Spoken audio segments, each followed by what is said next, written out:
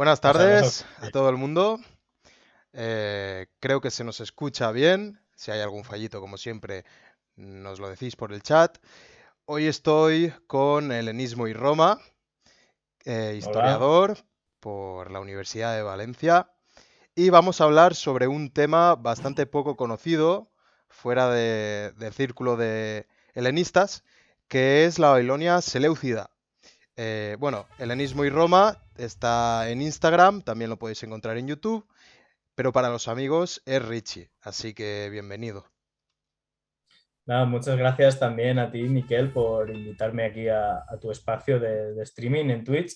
Y nada, espero yo pues compartir un poco el fruto de una parte de mi investigación, pues que me llevó un año alrededor cuando estaba haciendo el máster de Ciencias de la Antigüedad en Madrid. Y hice un caso de estudio sobre la presencia greco-macedonia en Mesopotamia. Y uno de esos Ujú. apartados pues, incluía la parte de Babilonia, que es la parte que, grosso modo, vamos a compartir hoy aquí. Así que nada, espero que el público aquí disfrute.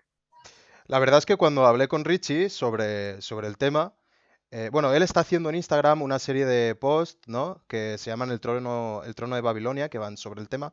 Hay muchas cosas de las que hablaremos hoy que todavía no ha tratado en el Insta, pero a mí me llamó muchísimo la atención porque creo que tenemos la concepción de que a ver si lo sé decir, helenismo. Sí, cuesta, ¿eh? Sí, no va más allá de Turquía. Creo que se nos olvida muchísimas veces que Alejandro Magno llegó a la India. Entonces, cuando me propuso este tema, me llamó muchísimo la atención porque prácticamente no sabía nada. O sea, es un tema que no sabía nada.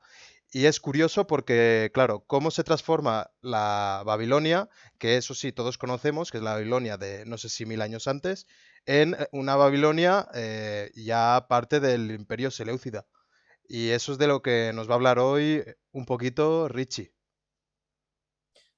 Sí, pues efectivamente, realmente la gente pues suele asociar Babilonia pues a un periodo mucho más antiguo del de Grecia y Roma, pero Babilonia realmente, o lo que entendemos más bien por la cultura babilónica, estuvo viva hasta al menos el siglo segundo después de Cristo. Es decir, hay un tiempo en el que la Babilonia fue un poder independiente, que fue la mayor parte de su tiempo, desde el tercer milenio hasta más o menos pues cuando entra Ciro el Grande Ujú.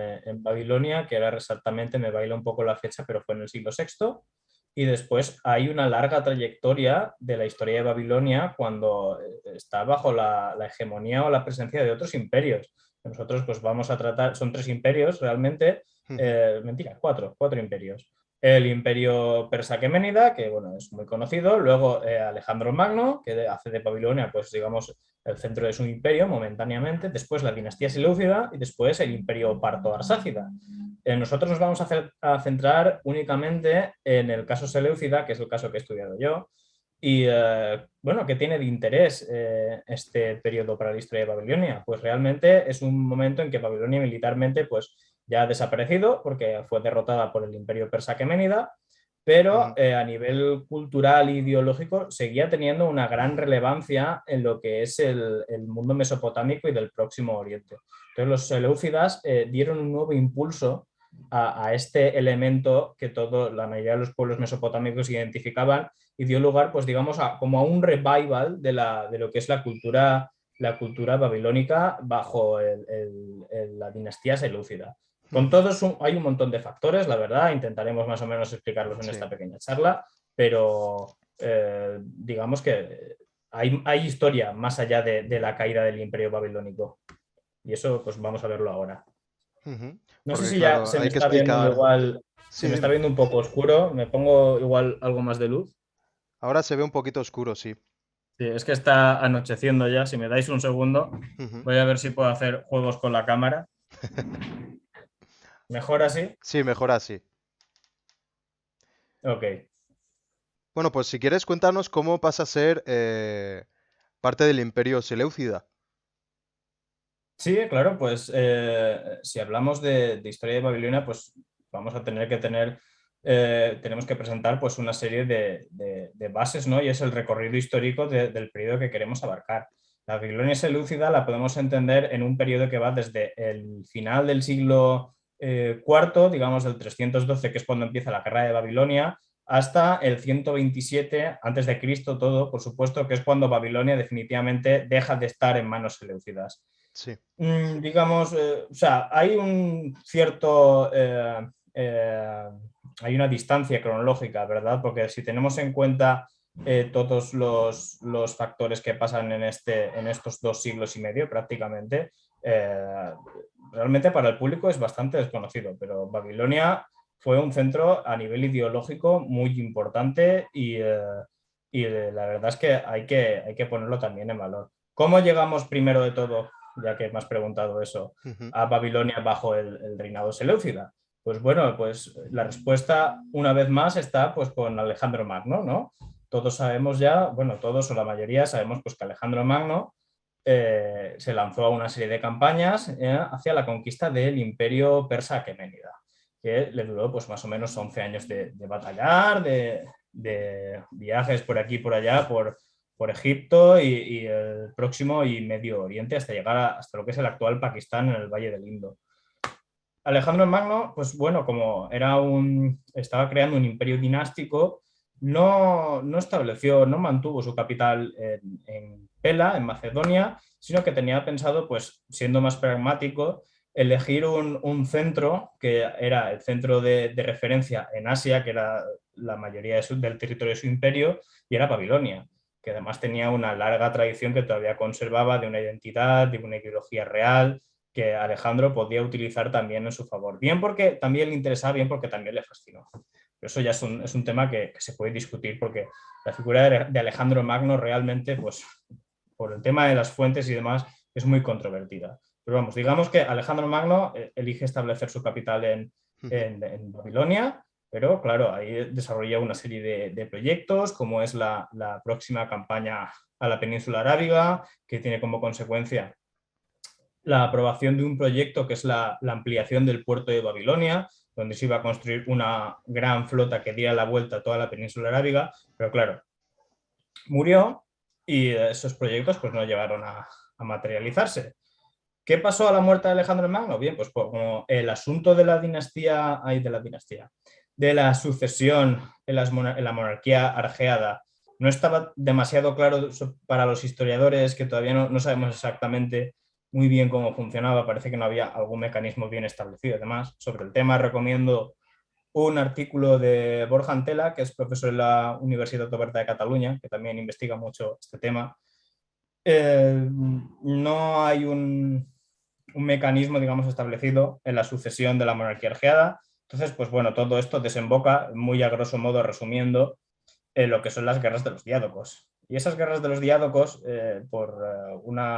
en uno de los repartos que se producen, que es en el Pacto de Triparadisos, en el Ujú. 320 a.C., después de la primera guerra de los diádocos, Babilonia cae en manos del que hasta ahora había sido pues creo que era el comandante de los compañeros en ese momento, al lado junto a Porque Pérdigas los que es diádocos, para quien no lo sepa, ¿cómo lo definirías? Eran como los comandantes, ¿no? Los generales de Alejandro Magno. Sí, los diádocos, diádojoi en griego significa el sucesor. O sea, Sí. son los sucesores de Alejandro Magno que son en un primer momento, pues los generales. Aquí tenemos que tener en cuenta, digamos, pues esa característica de la monarquía helenística, que tampoco me he querido meter demasiado, pero vamos, digamos que el monarca helenístico tiene que reunir una serie de cualidades y una de las más, digamos, más generales es que tiene que ser un general victorioso, que tiene que repartir el botín entre sus seguidores, que tiene que ser, pues digamos, justo y magnánimo en la victoria con los vencidos. Y fundamentalmente tiene que ser un general pues, Claro. que sea un combatiente y que sea victorioso. Entonces, Entonces había mucha varios. de la Sí, perdona. Sí, que entonces había varios pretendientes, ¿no? Que podían aspirar a eso. Sí, sí, la lista la verdad es que fue bastante larga desde el inicio de los conflictos, y no solo entre los diádocos, sino también en las varias ramas de la familia de los Argeadas, porque Alejandro no fue hijo único tampoco. Y Alejandro tenía una hermana, tenía una sobrina que quería también en conflicto con la línea real de su madre, porque Ujú. recordemos que Filipo creo que se casa hasta 7 veces, pero casi Hostia. todas esas esos matrimonios tuvieron descendencia. O sea, por un lado tenemos el conflicto de todas las ramas dinásticas de los argeadas y luego, por otro lado, pues los generales, los miembros del ejército macedónico, o el ejército de Alejandro, mejor dicho, porque el ejército de Alejandro era más allá del núcleo greco-macedonio, era ya un ejército muy diverso, y por el control de lo que era la sucesión al imperio. Sí. Pero bueno, eso irá mutando después hasta lo que al final serían los reinos helenísticos, que eso, todo se partía. Y bueno, avanzando un poco en esto, tenemos un momento clave en la historia de Babilonia en este momento, porque si hay un conflicto que define el papel de Babilonia durante la guerra de los diádocos, es que se convierte en un campo de batalla, porque el sátrapa que hemos mencionado, Seleuco, bueno, pues fue sátrapa por 4 años después de Triparadisos en Babilonia, y Seleuco lo que trabajó sobre todo fue pues en asentar una serie de buenas relaciones con la élite local babilonia, porque sabía que era importante consolidar una fuente de poder. Y el poder en aquel momento pues eran las élites, porque Seleuco realmente no tenía un acceso tan directo a las tropas de Alejandro o a los mercenarios. Así que en ese sentido, pues cuando vino Antígono Monoftalmos, que es otro de estos generales de Alejandro que estaban pugnando pues, por la hegemonía en su imperio, encontramos que Seleuco en un primer momento está servicial, que quiere arrimarse o aliarse con Antígono, perdón, pero Seleuco no se fía de sus intenciones y piensa que Antígono lo va a ejecutar, lo va a arrestar para colocar a alguien pues, más dócil. Entonces Seleuco se escapó a Egipto junto a Ptolomeo para después regresar unos años después, creo que es después de la batalla de Gaza, que es en el 314, 312, no recuerdo exactamente la fecha, pero en un momento en que el peligro antigónida ha dejado de amenazar Egipto, Ptolomeo envía a Seleuco con una fuerza muy reducida, es real, ¿verdad? Manda a Seleuco con 1000 soldados a Babilonia a recuperar la satrapía y abrir otro frente para Antígono, que realmente ahora está enfrentándose a todos los diádocos a la vez. Sí. Esto es la guerra de Babilonia, que dura unos 4 años, desde el 312 al 308, y gracias a... Bueno, este conflicto se conoce muy poquito realmente. Tenemos algunas menciones un poco en Apiano, en su historia siria, luego Diodoro Sículo también habla un poco del tema, y luego tenemos una crónica, que es la crónica de Babilonia, que habla de esta guerra, la guerra de Babilonia, y nos cuenta pues un poquito que realmente, en grosso modo, para resumir, es que en esos 4 años Seleuco se ve muy obligado, aunque ha conseguido un par de victorias iniciales, a enfrentarse a ejércitos antigónidas mucho más superiores. Finalmente, pues después de una guerra de guerrillas y demás, se llega a involucrar el mismo Antígono Monoftalmos con su hijo Demetrio Poliorcetes, pero Seleuco logra imponerse y logra expulsar a los antigónidas de lo que todo es Mesopotamia, esta Mesopotamia del norte. Pues Entonces eso, ahí un tenemos momento un punto de clave. inflexión, ¿no? Tenemos el punto Efectivamente, de aquí... inflexión. Sí, continúa, perdón. No, era simplemente eso, que ahí marcamos el momento en el que ya Seleuco es amo de Babilonia o todavía no. Sí, efectivamente, aquí ya se puede decir que Seleuco ha consolidado su control de Babilonia, aunque todavía no se hace llamar rey, porque eso es algo que todavía no se atrevía en los diádocos. La proclamación como monarca no vendrá hasta el 305, a imitación de lo que habían hecho Antígono, Monoftalmos y Demetrio en ese mismo año, en el 305, después de una gran victoria naval en Salamina de Chipre. Porque además también Casandro había asesinado a Roxana y a Alejandro IV, que en ese momento era pues el rey niño, lo había asesinado y bueno, había quedado un vacío de poder ahí, no sabían qué iban a hacer. Y claro, a raíz de una gran victoria, los diádocos pues empiezan a legitimarse, ¿no? Se empiezan a convertir, a llamarse soberanos. La guerra de Babilonia, pues sí, es un punto de inflexión porque marca el inicio de la dinastía selúcida, que es ya el inicio de su propio calendario incluso. O sea, Está- 312-308 es esa guerra clave que funda los principios de la monarquía seleucida. Bueno, luego, más adelante, aunque ya esto se aleja un poco de Babilonia, Ujú. eh, Seleuco, pues bueno, ya sabemos que en las siguientes guerras Antígono y Demetrio serán derrotados, la batalla de Ipsos, y Seleuco expande todavía más el imperio hacia Asia Menor, incluso llegará a pisar Tracia y Macedonia, que aunque ahí ya morirá asesinado.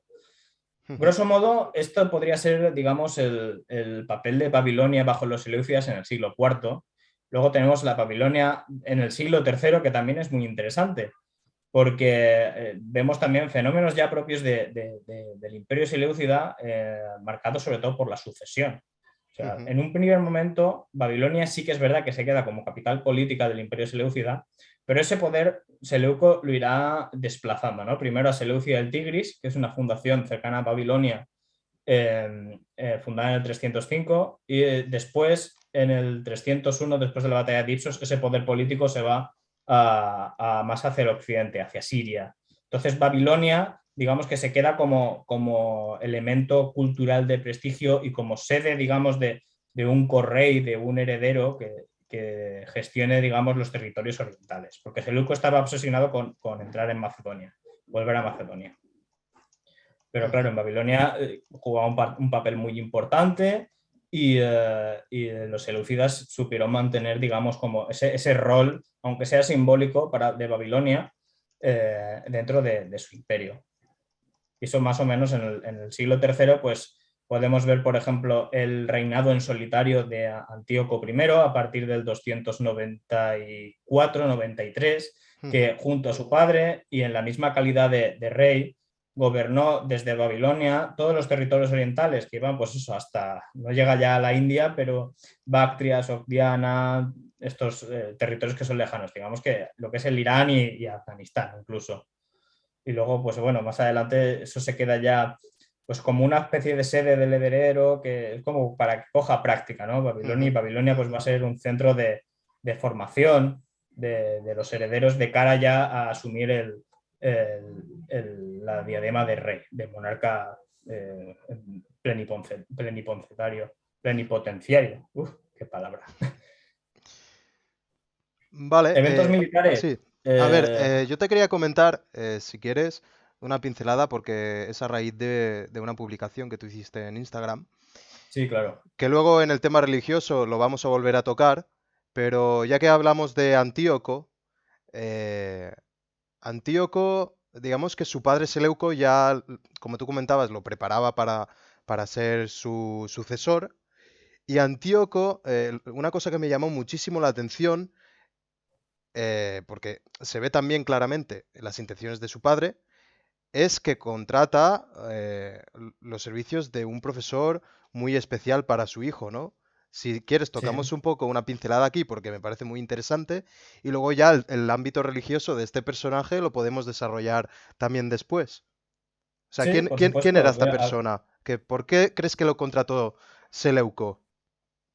Bien, pues realmente esto atiende a una estrategia de Seleuco de consolidar el propio territorio ganado por la lanza, porque Seleuco era muy consciente que aunque su objetivo era agrupar todo el imperio de Alejandro, era consciente que Babilonia estaba muy lejos del mundo griego y que tampoco tenía acceso al mar Mediterráneo, que era generalmente la vía por donde entraban los mercenarios y los colonos greco-macedonios que Ujú. podían probar el territorio. Entonces, Antíoco además pues, tuvo una visión a largo plazo muy interesante, y es que Antíoco Seleuco se Sí. dio cuenta de que para consolidar un imperio tan grande necesitaba de las élites locales. Por eso que en la boda que organizó Alejandro Magno de macedonios y asiáticas en Susa, creo que fue en el 324, eh, Seleuco es el único de todos los oficiales y de todos los macedonios que sepamos que no repudió a su mujer, que era Ujú. Apama, que es una sogdiana hija de Espitámines, que había sido un caudillo sogdiano que había puesto una gran resistencia a Alejandro Magno.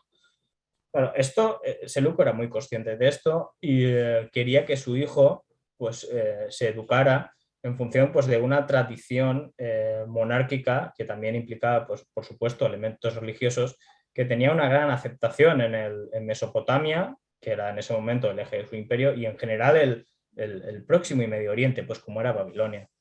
Y cuando Alejandro Magno llegó a Babilonia, pues fue recibido por las élites locales de la ciudad y los gobernantes que en ese momento, como los aqueménidas habían acabado con la dinastía, con la monarquía babilónica, pues los que quedaban a cargo de la ciudad eran los sacerdotes del templo de Esagil, que es el templo sagrado dedicado a Marduk, que es, digamos, el equivalente al Zeus griego. Y en el momento del gobierno de Seleuco, en el templo de Sagil, a cargo suyo, hay un sacerdote, el Satamu, que es el sumo Ujú. sacerdote, llamado Berosos, que es a quien Seleuco encarga la educación de su hijo, Antíoco I, que recordemos que es medio griego, medio sogdiano, o sea, tiene también parte asiático, y además Seleuco tenía la intención de que se le educara en las costumbres de Babilonia, porque era consciente de que era necesario pues eso, un corpus o una ideología Ujú.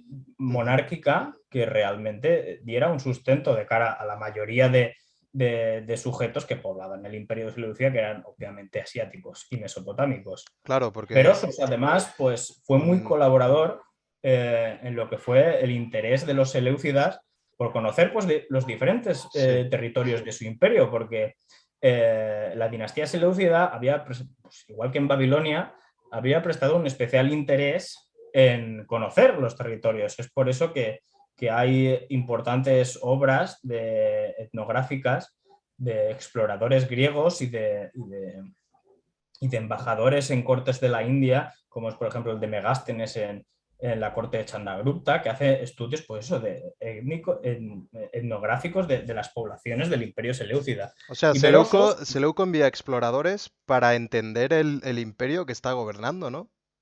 efectivamente, sí, sí, sí. Porque O es un sea, imperio que hay no un es gran homogéneo interés. y que además es una cultura que es totalmente distinta a lo que él conoce.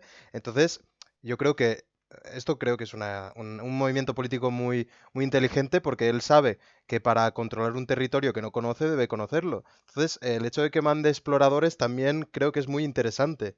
Porque, como comentabas antes, sí, un imperio o un reinado se puede controlar mediante las armas, pero el factor ideológico, que en sociedades antiguas, en ideológico también comprende lo religioso, es súper importante para seguir controlando, porque necesitas legitimarte, o sea, no solo tienes que ser el rey mediante las armas, sino que el pueblo, en este caso los babilonios, tendrán que aceptarte como su monarca. Entonces aquí veo la estrategia política inteligente de Seleuco de empezar a formar a su hijo en estas tradiciones, ¿no? Y en estos cultos.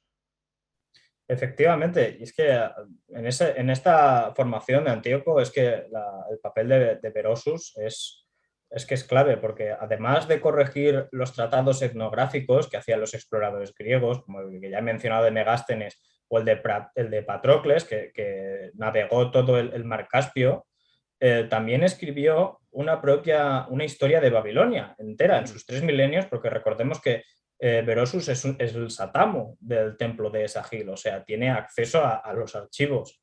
Entonces lo que hace es escribir una historia de Babilonia en griego, además. O sea, los conocimientos que tenía este hombre pues eran enormes, porque era capaz de escribir, pues eso, la historia de Babilonia en griego para un público griego, con todas las dificultades que eso conllevaba, no solo ya del idioma, sino también del soporte de la escritura, porque recordemos que los babilonios pues escribían sobre todo en tablillas de arcilla, en cilindros, y eso pues pasó a otra estructura más al pergamino o a otros soportes en los que escribían en ese momento los griegos. Bueno, el pergamino sí que es verdad que es algo posterior, pero digamos que hay una gran dificultad académica de la labor de Berosus. Y claro, todo esto tuvo un gran impacto en Antíoco I, pues porque era muy consciente, por un lado, de la herencia de su padre, por otro, de la Ujú. herencia de su madre, y además de la educación que había recibido en Babilonia. O sea, además es que la babiloníaca, que es como se llama esta obra, que no nos ha llegado, desgraciadamente, solo por pues eso, menciones de otros autores, presenta o tiene el objetivo de presentar el modelo de monarquía babilónica a Antíoco I como el modelo ideal. O sea, en esa obra, Berosus lo que presenta es a Nabucodonosor II Ujú. como el ejemplo a seguir de Antíoco I Soter, como un nuevo, o sea, como una continuación. Entonces, hay como, Berosus también quiere como introducir que Babilonia vuelva a ser el centro de un gran imperio otra vez. Y esto, claro, tiene consecuencias muy importantes pues, en el desarrollo de la ideología monárquica seleucia, de la cual, si bien Seleuco es el constructor del imperio, Ujú. eh, Antíoco I es el que consolida todas sus conquistas a nivel ideológico. Claro.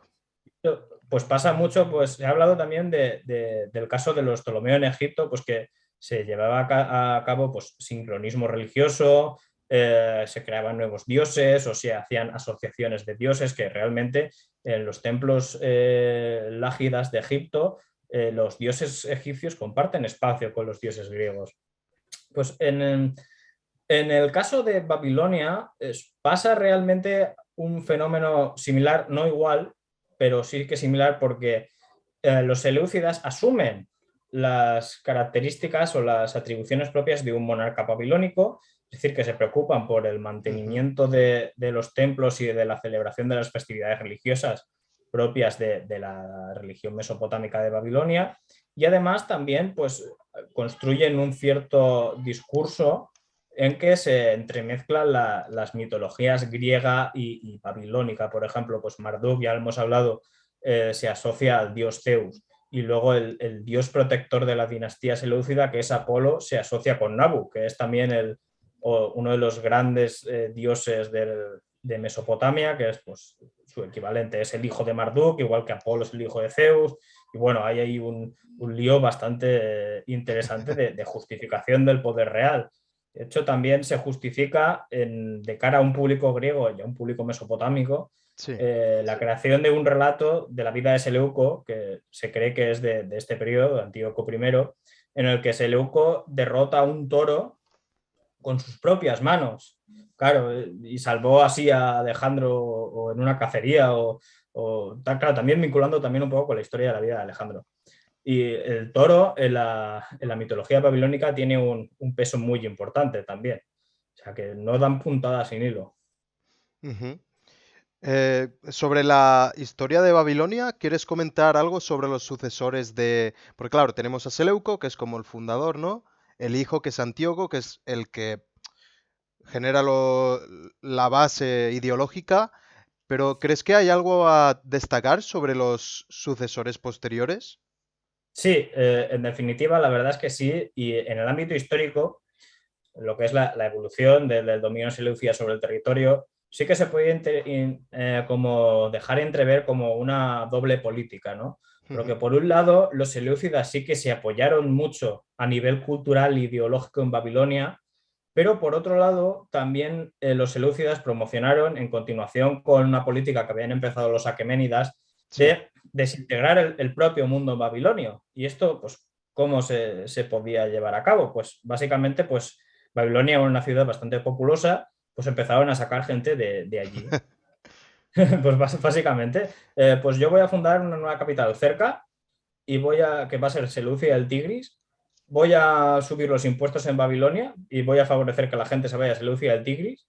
Y además, las campañas militares que haga después Antíoco III en Oriente van a modificar las redes comerciales para que en vez de pasar por Babilonia, pasen por Seleucia el Tigris. ¿Y O esto sea, con qué, tenemos con ahí qué un intención? golpe fuerte, ¿eh? ¿Por qué? ¿Por qué crees que...? Porque claro, a ver, el resultado es, creo yo, el debilitamiento de Babilonia, pero ¿por qué? ¿O no? ¿O no es el Sí. debilitamiento? Quizá con el No, mestizaje de nuevos colonos, no lo sé. A ver si... no, efectivamente, sí que hay quizás un elemento de refuerzo del poder griego, o sea, del poder monárquico. Esto es hipotético, ¿no? Ujú. Porque la verdad es que sobre esto está todavía muchas cosas en cuestión, está la historiografía todavía trabajando, sobre todo pues, tema de los ingleses, los italianos también han escrito mucho sobre el tema, franceses también un montón. Los alemanes, como no sé alemán, no lo sé, pero imagino que también habrán hecho algo.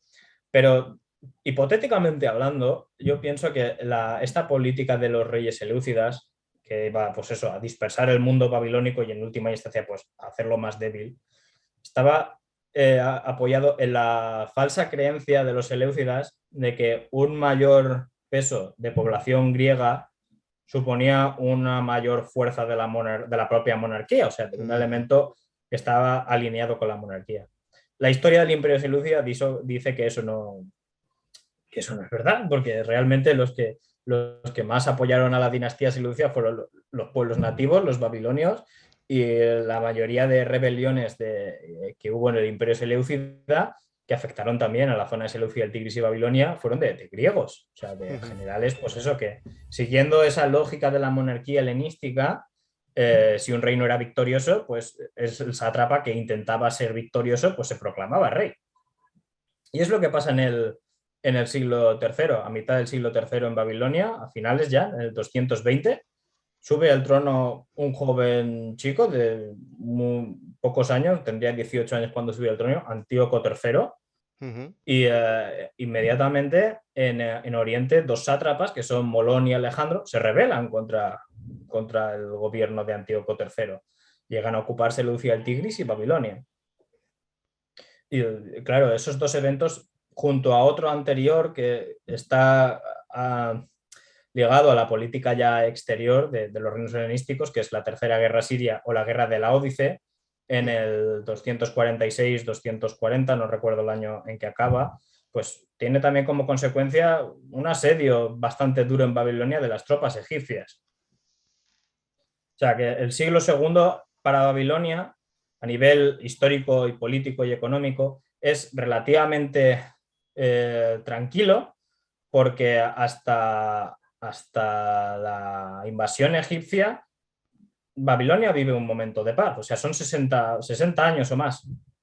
Más de 60 años, casi 70 años, hasta que Babilonia ve un ejército en sus puertas. Luego, 20 años después, vuelve a haber otro, que es el de la rebelión de Molón, que será derrotada por Antíoco III. Y luego vuelve a haber estabilidad en el siglo II hasta el 147, que es la primera conquista parta de la ciudad. Y ahí ya se inicia pues, el periodo de ofensivas y contraofensivas contra los partos arsácidas, que concluirán con la caída de la ciudad en el 127, creo que es, antes de Cristo. Y bueno, ahí entran un montón de factores y demás, pero grosso modo podríamos resumir la historia de la Babilonia seleucida en esto. Bueno, a nivel religioso hemos estado dando pinceladas también. No sé si quedaría algo por tocar. Como hemos dicho ya, igual que hicieron los egipcios, es decir, tengo X dios en la mitología griega, que será este de la mitología egipcia. También hemos comentado aquí el tema de Zeus y de Apolo. No sé si se da este hibridismo religioso más allá o si es lo que conocemos. Bueno, realmente, para ser sinceros, así que es verdad que hay más asociaciones que ahora realmente no recuerdo tal, pero porque ya he mencionado, digamos, las dos fundamentales a nivel ideológico de la dinastía. Sí que es verdad que en divinidades femeninas también se realiza pues este paralelismo. Ahora no recuerdo, así que no me quiero pillar los dedos, no voy a decir burradas en plan de Meter se mezcló con no sé quién, porque igual es mentira, ¿no? Lo que sí que hay otra asociación muy importante que creo que los historiadores en general no han llamado la atención, Sí. es que también se hace una asociación de Zeus con el dios Adad. Y dirás, pues bueno, ¿y qué? ¿Quién es este dios Adad? Pues este dios Adad era fundamentalmente una de las principales deidades del imperio neoasirio. Y ya a finales del imperio neoasirio había caído muy casi no digamos en desuso, pero digamos que se le había dejado a un segundo plano, ¿no? Y yo hipotéticamente pienso que esta asociación de Zeus con el dios Adad, que digamos que parece que son más o menos dioses también equivalentes. Adad era un dios que lo sabemos por la estela de de Sargón II en su campaña contra Urartu, Ujú. que es un dios que acompaña al rey en la batalla y es un dios que trae consigo, junto a los ejércitos del rey asirio, pues el rayo, la tormenta, la muerte y la destrucción, y va al lado del rey. O sea, asociar un dios de estas características a un monarca helenístico, sabiendo que la victoria es un papel, un rol fundamental en las características de un rey griego de este momento, yo creo que es muy llamativo. Sabiendo que uno de los núcleos de fundación más próspero, o que donde más fundaciones había habido, era la zona de lo que había sido Asiria, porque cuando cayó Asiria en el 612, digamos que los medos y los babilónicos arrasaron tal el lugar que parece que hubo una catástrofe demográfica, pero en base a eso yo imagino que hubo algún remanente Sí. también de relativa importancia en lo que era la antigua Siria, como para que los seleucidas adoptaran también a esa, no es el paralelismo quizás, o Ujú. la equiparación de Zeus con Adán. O sea, yo pienso que es un tema interesante. Hipotéticamente Ujú. hablando, ¿eh? O sea, yo creo que es un tema de que se podría investigar. Da para mucho Mesopotamia. El problema es, pues eso, que es una región que desafortunadamente en los últimos años ha sufrido pues una situación muy inestable, primero con las guerras del Golfo, la caída de Saddam Hussein y luego pues con la expansión del Estado Islámico, que la verdad es que a nivel patrimonial ha sido una catástrofe y Ujú. todavía sigue siendo un país pues bastante conflictivo y problemático. Sobre el tema religioso, yo creo que a grosso modo ya está. Ujú. Podríamos decir alguna cosa más, pero yo creo que Vale, lo tengo sobre todo aquí en el sí. trabajo que hice, pero así de memoria no me acuerdo de más. Y ya por tiempo creo que podríamos, no sé, pasar a Sí, otra vamos a cosa. pasar a otro tema, porque como comentaba antes en el chat, hemos tocado como introducción la historia de la Babilonia seleucida, cómo llega a ser de lo que conocemos, o de la idea general que tenemos de la Babilonia grande, hasta que pasa a ser una Babilonia ocupada, por decirlo de alguna forma, por un rey, me voy a arriesgar, voy a decir rey soberano helenístico, ¿no? Que es Seleuco, cómo al final desaparece ese imperio. Luego hemos visto cómo la religión, o sea, el hebridismo en religión y cómo llega a utilizarse también la religión como forma de legitimar a estos nuevos soberanos. Y otra cosa que me interesaría tocar es el tema militar, que por cierto, todos los que tengáis preguntas, que está el Enismanía por ahí, las podéis ir haciendo, porque si son del tema en concreto las contestaremos ahora y si no las dejaremos para los 10 últimos minutos, pero las podéis ir escribiendo. A nivel militar, sí sé que, bueno, por lo menos por la película de Alejandro Magno, que Alejandro Magno intenta militarizar al estilo helenístico o macedonio a los pueblos nativos que va conquistando. Lo que no sé es si en el caso Seleucida sabemos si se intentó mm, helenizar a fuerzas, a tropas provenientes de Babilonia. Pues la verdad es que es un tema bastante interesante porque realmente la documentación que tenemos sobre el reino seleucida es muy pobre y sobre todo en el periodo más temprano, ¿no? Que es en el surgimiento del imperio en esta guerra que hemos mencionado ya de la guerra de Babilonia. Generalmente para estudiar los ejércitos helenísticos tan tempranos de la guerra de los diádocos nos tenemos que ir a las reformas de Alejandro antes de, bueno, no, antes de después de la India, ya que hizo de cara, en Babilonia de cara a esa campaña contra Arabia. Y realmente en Babilonia no tenemos realmente fuentes documentales que Ujú. nos digan literalmente los babilonios se unieron al ejército y o se enlistaron o se enrolaron como hostigadores, como caballería, como sarisóforos. No tenemos ese nivel de referencia, pero como no aparece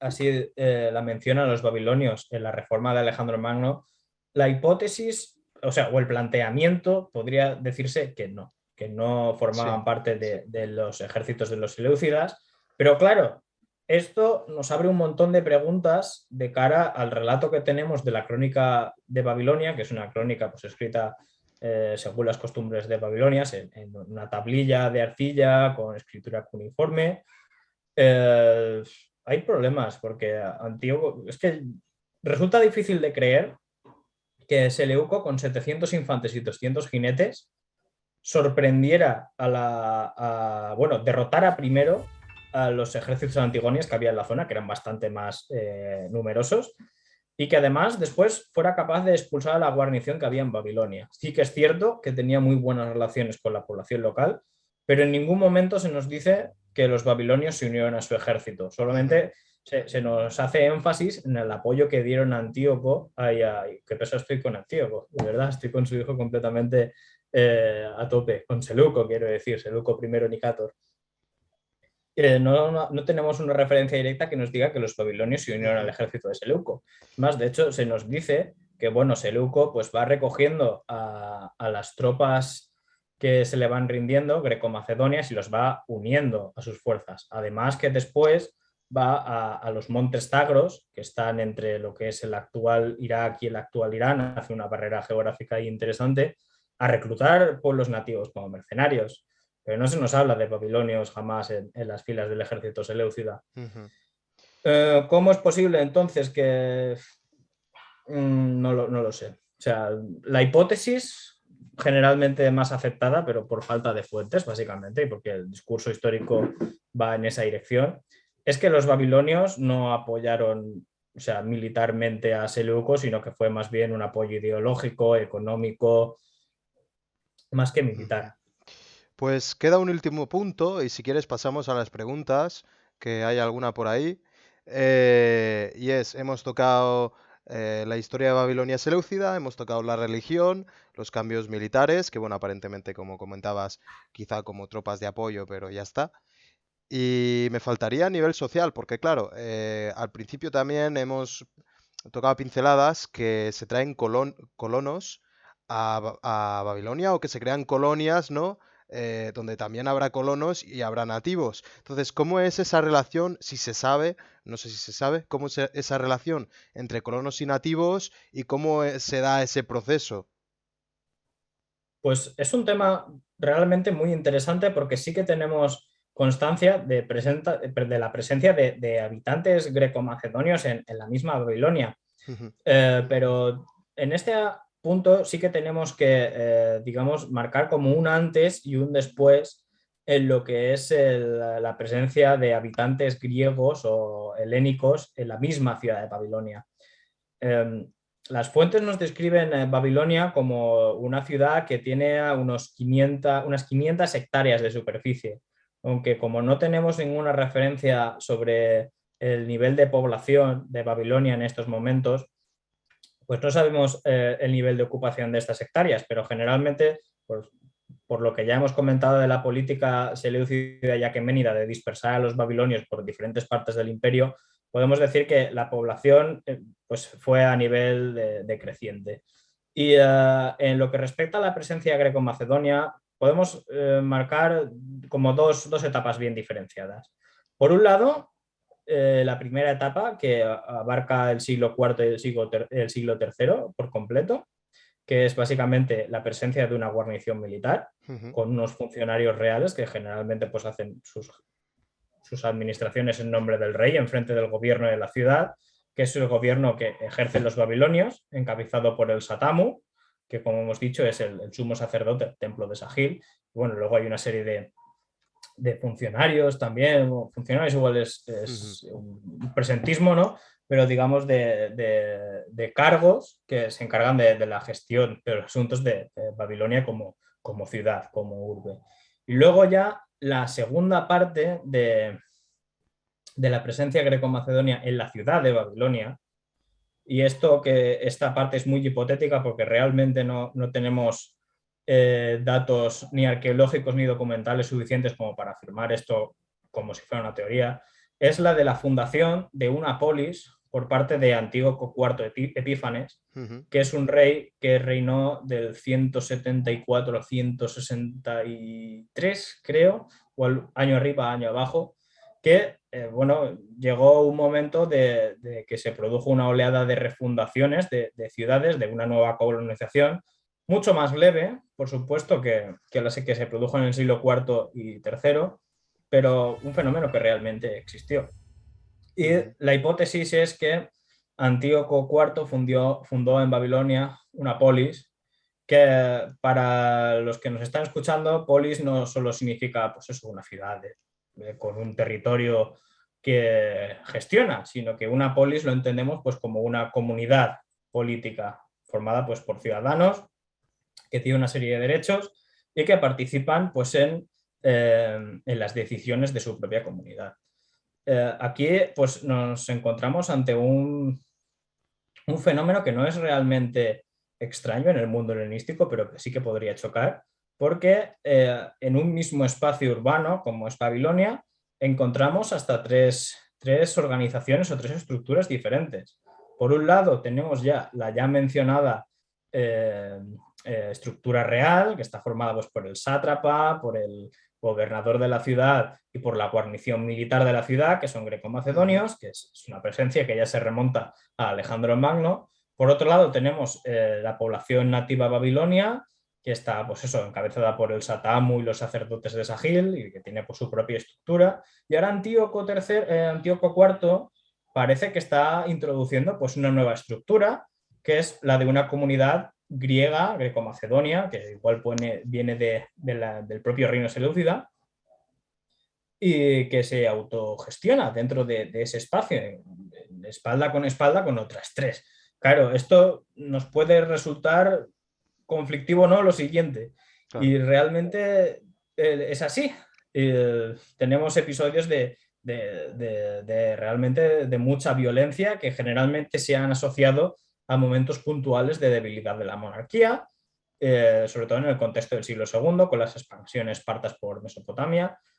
Pero bueno, antes de eso, que bueno, realmente tampoco hay mucho más que comentar, es que tenemos que hacer un énfasis en que la creación de una polis en Babilonia es muy hipotético porque es que no hemos encontrado no se han encontrado las estructuras típicas de lo que a una polis del periodo helenístico corresponde. Realmente no hay un templo, no hay un foro, no hay edificios de estilo griego, solo únicamente se ha encontrado y se ha documentado un teatro griego que se supone que serviría de lugar de encuentro de esta nueva comunidad cívica que se ha introducido en Babilonia. Y si se mezclaban o no, pues realmente no hay documentación en lo que se refiere al caso de Babilonia. Sí que es verdad que se desarrollaron o se han encontrado algunos artefactos que han presentado como una suerte de mestizaje que intercambia pues, elementos que son propios de la tradición babilónica y otros que también son propios de la tradición helénica. No sé si creo que son unas figuras de terracota que se hacen bastante populares en esta zona, además, pero no tenemos mucho más realmente. Un caso que sí que tenemos documentado digamos, de mestizaje, por así decirlo, de matrimonios mixtos, mejor, se dan en Uruk, que Antíoco IV también refunda como una ciudad griega, que no tenemos tantos datos tampoco sobre esto, pero la renombra como, creo que es como Horkoi en griego, no sé exactamente si es el nombre, pero digamos que la heleniza en ese nombre.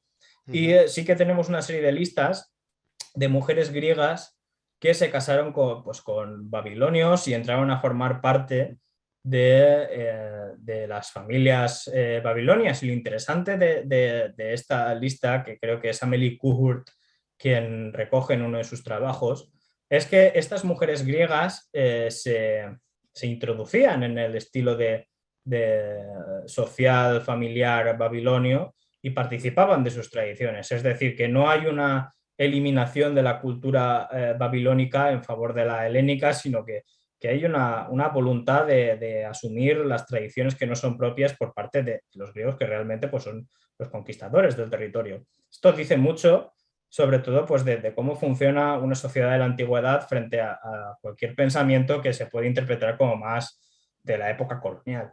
O sea, ya hablamos de construcciones del siglo XIX y demás que se han aplicado al pasado, pero realmente la información que tenemos es tan escasa que hacer un balance general sobre cómo se relacionaban los griegos y los babilonios, o los mesopotámicos en general, en todo el territorio es inviable y lo único que podemos decir ahora mismo es que cada ciudad, o sea, cada enclave en Mesopotamia controlado, donde hubieran griegos y nativos conviviendo, es un caso único. O sea, en función del lugar, las relaciones se daban de un lado o de otro. O Sí, sea, porque a día de hoy es lo que se sí. puede decir sobre el tema.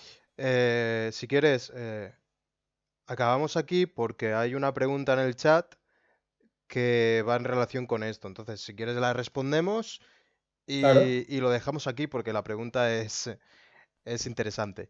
Dice, es de Lenismanía. Ah, vaya. Comenta, No lo esperaba.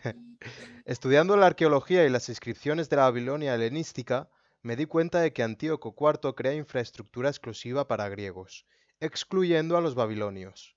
De esta segregación podríamos hablar como una especie de apartheid, aunque suene fuerte el término. Lo digo porque, por ejemplo, vivían los griegos en un barrio separado y estaba prohibido que los otros entrasen. No recuerdo bien si era al teatro o a otro edificio de la comunidad griega.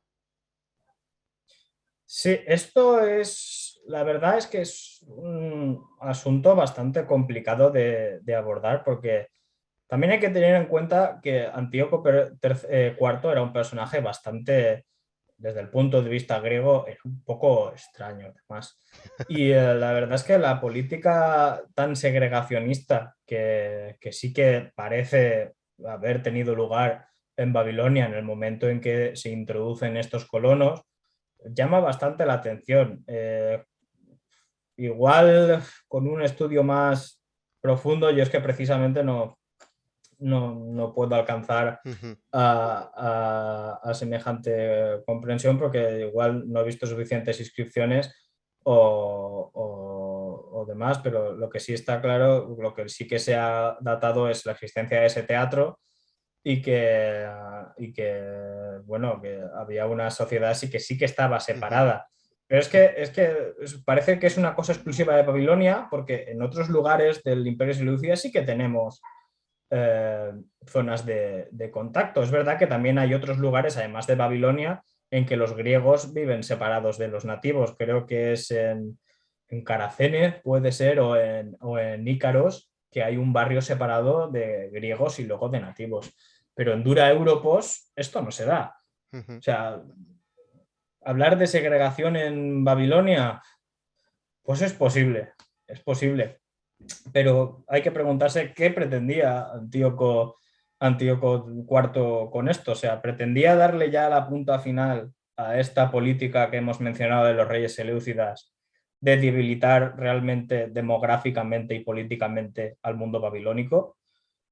Yo creo que es una hipótesis que es plausible, pero claro, hay que leerlo un poco más, hay que Ujú. investigarlo. Es un punto interesante, la verdad. Y además que es un cambio radical, pues, bueno, no radical no, pero sí que choca un poco, sí que Ujú. choca bastante. Vale, pues con esto no he visto así ninguna pregunta más, así que voy a decir cuándo van a ser los próximos streams. Mientras Muy lo bien, hago, la gente tiene tiempo a hacer alguna otra pregunta y si no, pues lo dejaríamos aquí. claro. Em, por mi parte, ya te digo, me ha parecido súper interesante, tenía muchísimas ganas de tocar este tema porque es algo de lo que no sabía nada. O sea, y lo que comentábamos, hay cosas en las que sí hay mestizaje, por decirlo así, cosas en las que no, momentos históricos en los que sí, momentos en los que no, como lo que hablábamos ahora de Antíoco. Me parece un tema muy, muy, muy guay. Mm. Y nada, os dejo un ratito en el chat por si queréis preguntar algo más y voy diciendo cuándo van a ser los próximos streams. Serán de octubre, ¿vale? El primer lunes de octubre, que es el día 4, no hay stream porque tengo que hacer un viaje.